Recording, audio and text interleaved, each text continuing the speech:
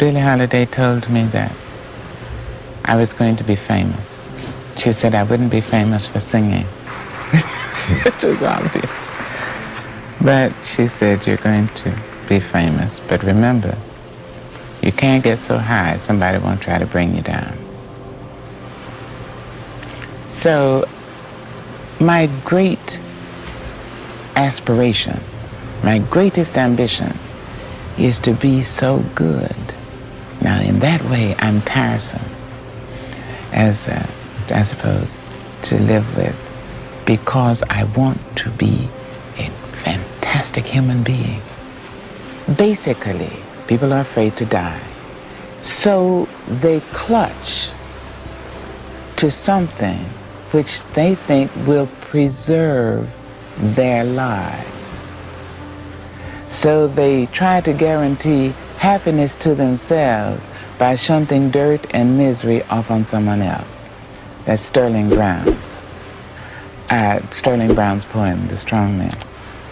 People feel, if I can keep them out of this building, them off this street, them out of this employment line, I'll live a little longer.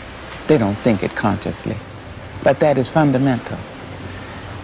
People are afraid to be pried loose from their ignorance, because they know their ignorance so well, they know it better than they know their body odors.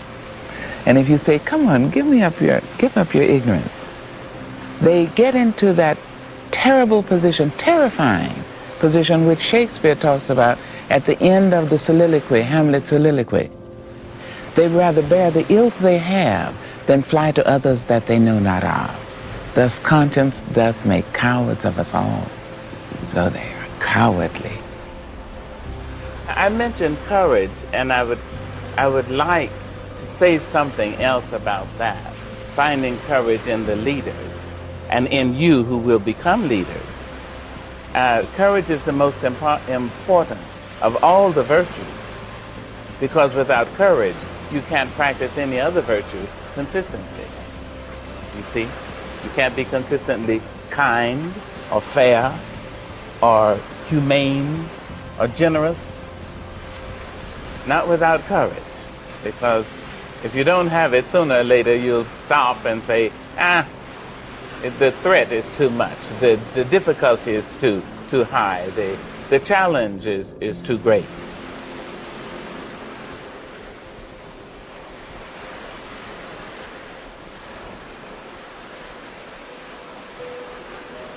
You know, I believe that self-love is very important. If you read my work, you know I'm always talking about loving oneself.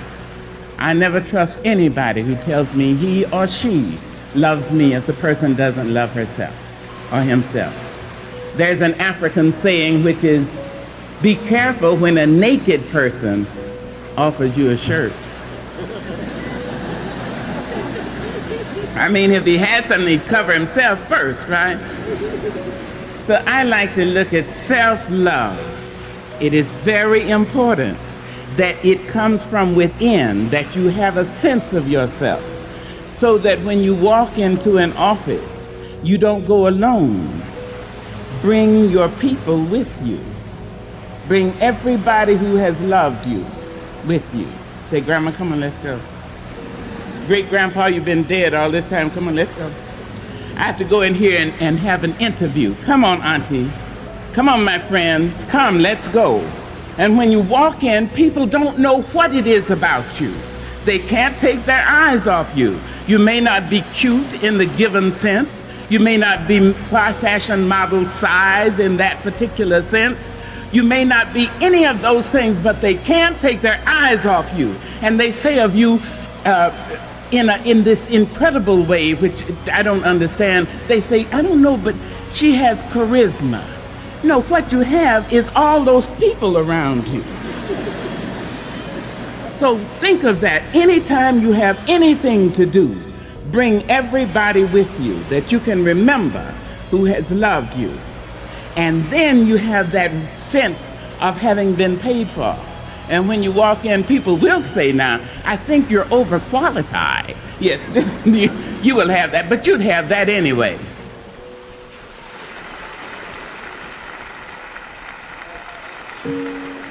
how do I think the world would be if 1% of the world's population was complaint-free? Einstein said no genius has ever used more than 18% of the brain. But today's geophysicists say no genius has ever used more than 10% of the brain. The majority of us mumble and get around with 5, 6, 7%. If we've been able to stay alive at all, alive and future thinking, alive and having enough courage to care for each other, enough courage to love, and know that we're probably 1% free. I mean, less 1% of 60 million free of complaints. Imagine, who would we be? Who would we be if we were 1% of 600 million, 6 billion? What would happen? I tell you one thing, I think war would be laughed out of the room. I think the very word, if somebody said war, another person would say, you mean, am I supposed to kill somebody because he doesn't agree with me? I don't think so. Just imagine. People would speak kinder, more kindly to each other. Courtesy would be invited back into the living room, into the bedroom, into the children's room, into the kitchen. If 1% of our world was complaint-free, we would care more about the children and realize that every child is our child. The black one and the white one, the pretty one, the plain one, the Asian and the Muslim, the Japanese and the Jewish, everyone is our child. If we were just 1% free of complaint, imagine that we would stop blaming other people for our mistakes and hating them because they caused the mistake in our minds. Just imagine if we laughed more frequently, if we had the unmitigated courage to touch each other. It would be just the beginning of paradise. Enough. Thank you.